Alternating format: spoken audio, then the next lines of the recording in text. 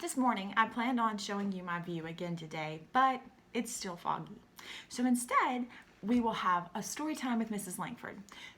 Normally, I tell this story during the probability chapter, but for some reason, 7th grade, I forgot to tell you this story. So here we go. Story time with Mrs. Langford.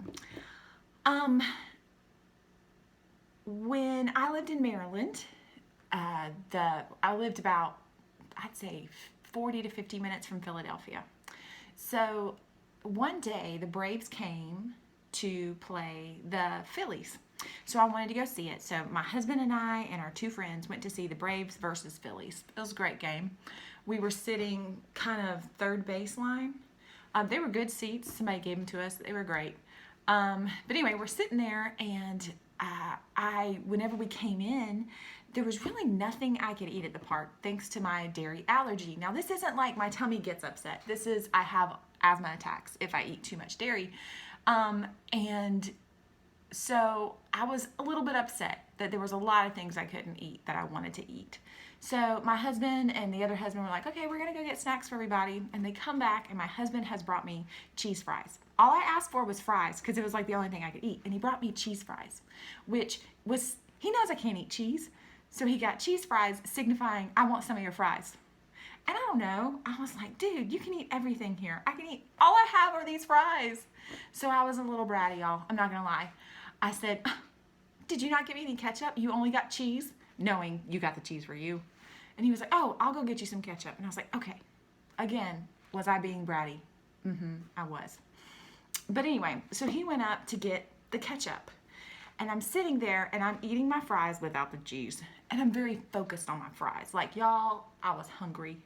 And I'm sitting there eating my fries, pouting, being a brat. And my husband comes down from getting the ketchup, and he's right about, like, if I'm here, he's probably right about here, ready to sit down, but not seated yet. And all of a sudden, still eating my fries, super focused, being a brat, eating my fries.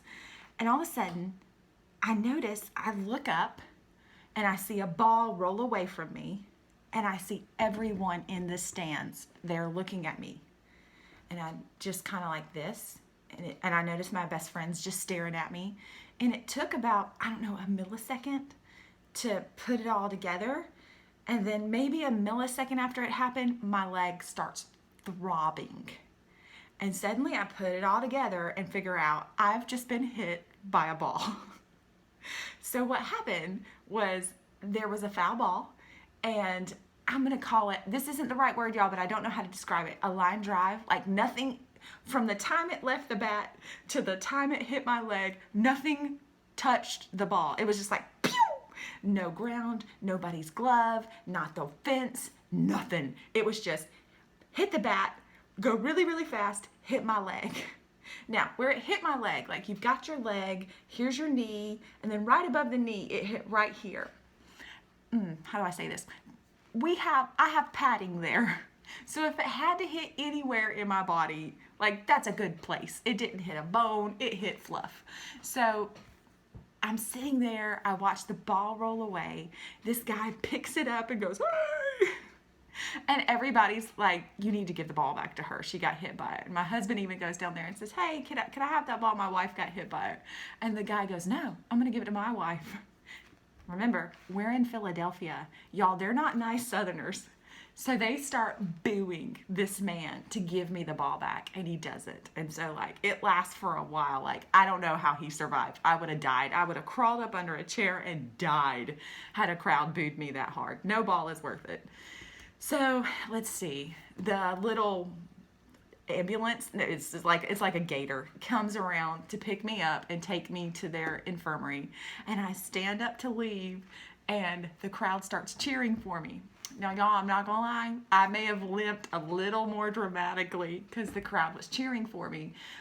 It made me happy, not gonna lie. But, like, I'm sitting there, and all I can think about was, one, I may be a little too intense when I eat. That's the first thing, if you don't notice the ball hitting you.